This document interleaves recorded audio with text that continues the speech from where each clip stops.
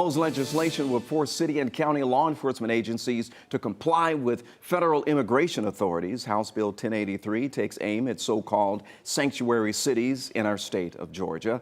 Unlike 287G, which is a voluntary agreement between ICE and local law enforcement agencies, this bill would force the hand of the local law enforcement agencies to hand over undocumented immigrants who have been detained by ICE.